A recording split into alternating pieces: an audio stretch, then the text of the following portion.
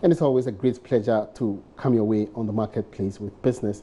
Now, let's start it all. And the cost of credit in the country would witness some significant reduction from next year. That's the strong prediction coming from Ecobank boss Dan Saki. But would this lead to an improved loan extension to businesses? George Rafi tells us more. The Ecobank boss's forecast has been influenced by ongoing national identification programs like the Ghana Post GPS project and efforts to start issuing national identification cards from next year. According to Mr. Saki, all these initiatives would make it easier to identify and track prospective loan seekers, a development that would impact on interest rates and the rise in loan defaults. Once somebody is able to acquire an ID card, the assumption is that that ID card has to be reflected by way of an account that is unique to him. And we also believe that if we can identify an individual, it is preventive in the sense that that person is aware that if I take a credit and I don't pay, I will be located. Today, for most people, it is easy to just disappear. One, you will not be able to trace them. I think the major benefit for us as banks is the fact that people who ordinarily would have been excluded from financial services will now qualify, and they will be in a position to improve their lifestyle. If you take an individual who is able to acquire probably a television set, okay, that person has now access to better information and is able to hopefully take better decisions. A small trader by the roadside who is now able to acquire an ID and for that matter be able to access financial services is now able to expand his business. So the greater opportunities for the banks lies in being able not just to identify people but also to grow the base of our clients. For many, the concern is whether this would really address the problem of access to credit. Well, the answer from the Ecobank boss is that the challenge would soon be over when the identification projects take shape. And what about this argument that low interest rates could lead to high loan defaults again? So the banks may be cautious and wouldn't be that aggressive on loans even when the rates are low. Figures from the Bank of Ghana ending September showed that total growth in loan advances have witnessed some significant reduction despite the marginal drop in interest rates. Now, mortgage financing giant HFC Bank says it does not expect the entry of more players into the industry to affect its market share and profits. Ghana Home Loans recently secured license to operate as a universal bank, promising to change the face of mortgage financing in the country. There are fears this could bring about some serious competition in the industry, affecting the operations of the market leader, HFC. But speaking to Joy Business at a meeting with property developers, MD of HFC Bank, Anthony Jordan, tells Joy Business the current market demand requires more financiers to support its growth. The launch of Ghana Home Loans as a bank, we don't see it. Yes, they are our competitors, but in fact, I would say I see them complementing the effort. The deficit housing stock is 1.7 million housing units short, and there's enough business, I think, for both HFC and Ghana Home Loans. So I am not unduly concerned about that. I think there's enough business for all of us in the market today. What would you tell those who say that this market is quite limited, even with those who are banking with banks and credit-worthy people? It's just a small space, and therefore maybe you have to consolidate your share and make sure you don't lose the little share that you have. I think the market will continue to grow. Yes, you have more players, but like I said, there are more and more people needing houses. There are more developers. It is a question of education. A lot of people, and that's why we have in this seminar as well today, to create a greater awareness for the education so all players will know what are some of the constraints we face as stakeholders in the industry, and we will continue the education program. People qualify for mortgages and they're not even aware, and that's what this education program is about, creating that greater awareness and increasing the market for mortgages.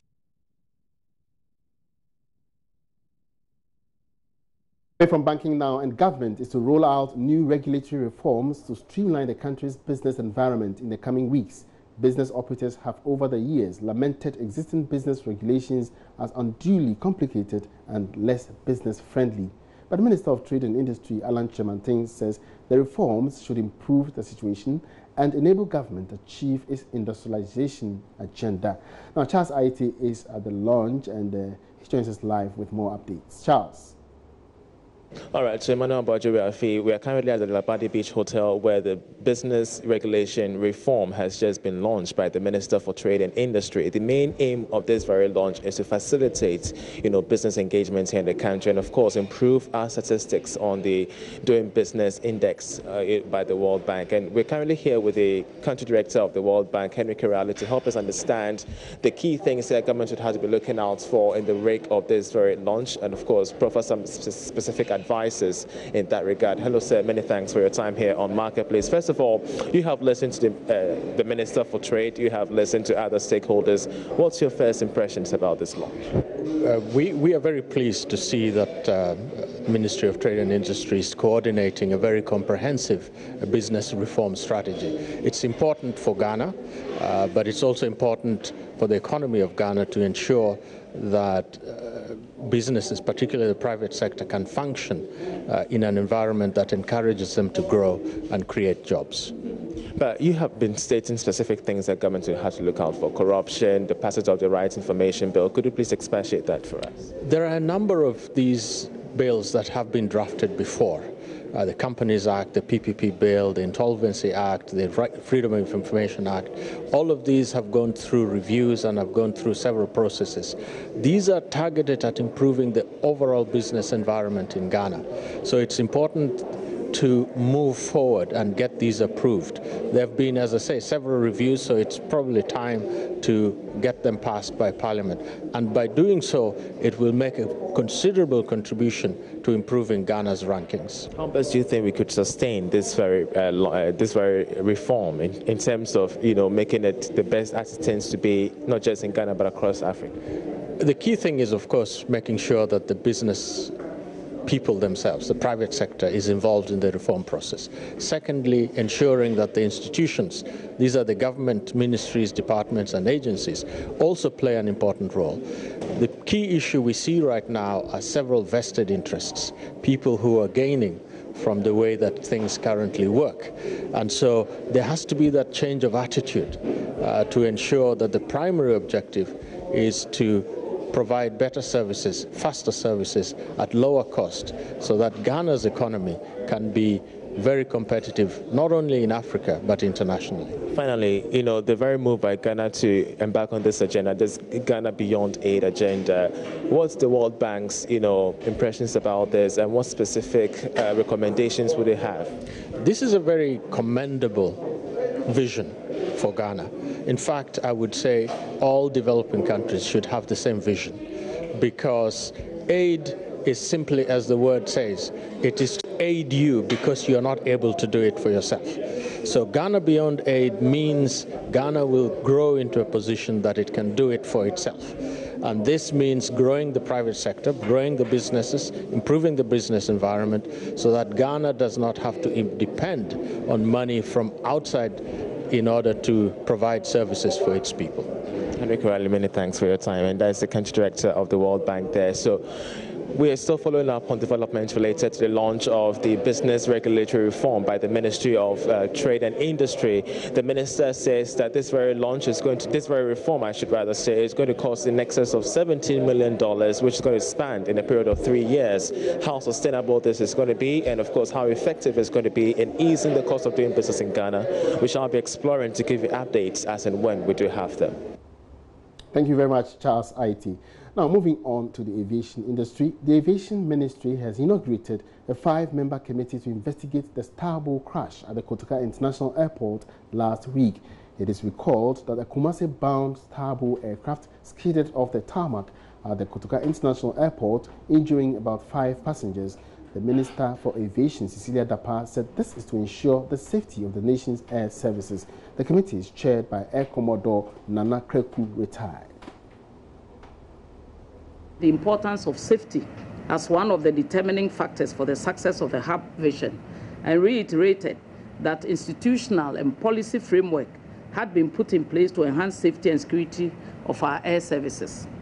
In accordance with Section 13.1 6.1 of the Ghana Civil Aviation Act 2016, Act 906, the minister responsible for aviation shall, when an accident occurs in the state of Ghana, order an independent investigation into any accident involving a civil aircraft, whether such accident is required to be notified under these regulations or not. It is in consonance with the provisions of the Act that I have constituted this committee to investigate the incident involving the STARBOW aircraft. I have no doubt about the level of expertise of the committee members in aircraft accident-related matters. I therefore urge you to do your work diligently and independently. You must be guided by the provisions of the Act in the discharge of the task entrusted to you and offer recommendations that will assist in ensuring safety and security of our air services. Government, through the Ministry of Aviation, remains committed to assisting local airlines and entrepreneurs to set up strong private airlines that can utilize the nation's route rights. Thus, I wish to reiterate our resolve to supporting local airline operators to stay in business and to perform efficiently and effectively for the socio-economic development of the country. The sector minister also explains the fate of the dismissed STARBOW workers might be temporary. Emphatically, that they have temporarily suspended all operations. And I believe after the investigations, they will come back with some feedback for us in the ministry, and we'll put it out there. Because I know maybe the people, if you even add ancillary services, they are more than the 200. Here we are trying to find jobs for our youth and for Ghanaians. And here is this accident that is threatening the job security, and we are not taking this lightly. The board chair of Volta River Authority, Kwekwa Wetwe, has hinted that the VRA will commence a 12 to 15 megawatts project in the coming months. This follows successes chalked with its existing 2.5 megawatt solar project. He disclosed this in an interview after touring Cargill's 565 kilowatt solar project with some stakeholders at the Free Enclave Zone in Tema.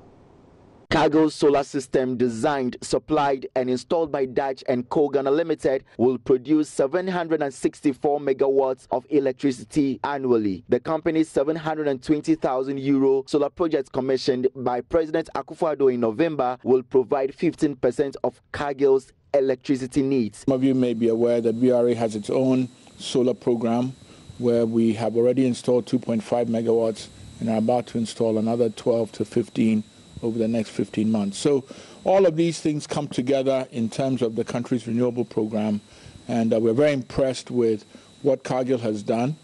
It's saving carbon credits, it's producing carbon credits and saving carbon dioxide. It's also saving on the electricity cost, and it is really the future.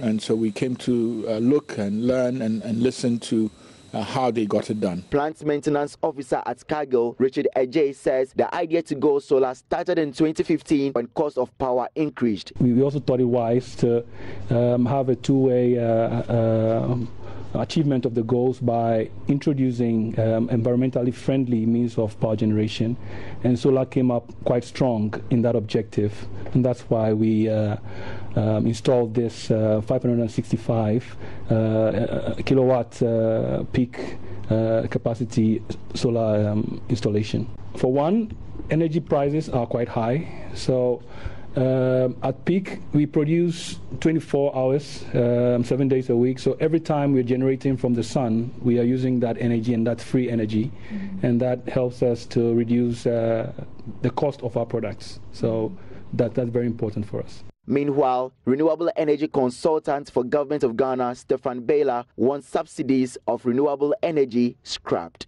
Ghana has taken exactly the right steps. They have a Renewable Energy Act since the year 2011.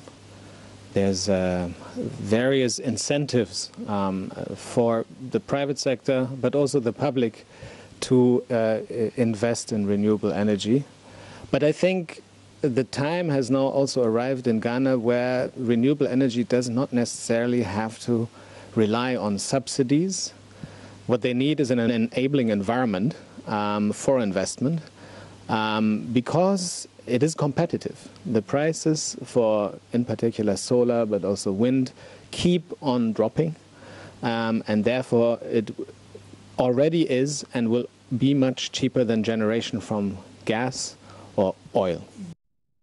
This is live on the marketplace, and today is a Friday, and the stock market closes in a few hours from now. We would like to go across over to our research analyst, Beta Atubika from Gold Coast Services Limited, for some updates on how the stock market has performed the whole week by way of the commodities, by way of the stock equities, and also the currencies. And crossing over to Beta. Beta, if you can hear me, good afternoon. Yeah, good afternoon, Emmanuel. All right, so how has the stock market performed from Monday till now? Fund management. Okay, this week has not been very impressive, let me put it that way, and we haven't seen significant trades going on, as in the total volumes of shares that we see on a daily basis has not been as we've seen in the past weeks. And if you want to look at the equities that are even moving on their share prices, it's not very significant as we usually see on a bullish market as we experience in this year. And apparently the last trade, that was yesterday, we had only 19,200 shares trading on the stock market with a sales value of about 16,860 Ghana cedis, with only 2 movers on the market. Total money to add 2 pesos to investors' capital, closing at 3 cedis, 52 pesos per share. And then ETI lost a peso on its previous share price of 16 pesos to close at 15 pesos per share. But we had only 7 equities trading by close of yesterday's trade. All right, now let's do the commodities. Which of the commodities did well by way of pricing, and which ones were down?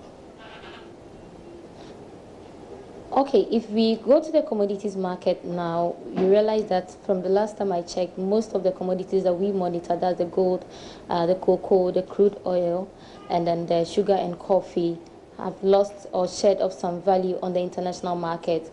We haven't seen any significant changes in terms of pricing or significant price jumps with these commodities on the international market. We've rather seen some price sheds or some value sheds of these commodities on the international market. The currencies? Well, the cedi has not been very, very stable. Especially to the euro and then the dollar. We've seen some significant losses.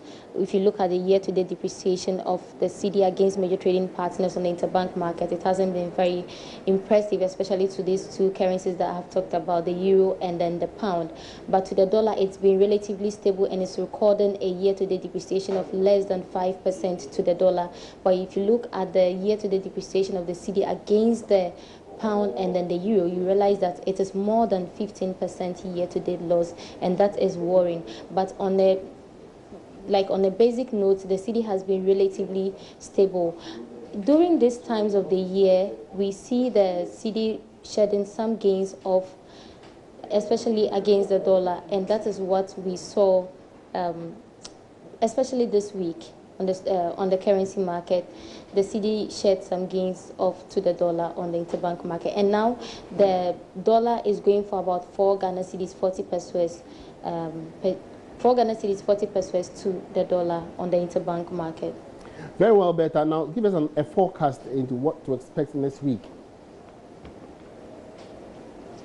Well, considering the performance of the stock market this week, we are not expecting anything different from what we have seen this week, especially today being the last day of the week. And once we're drawing nearer to the Christmas season, we shouldn't expect significant trades to go on. We should expect more sell-offs for liquid.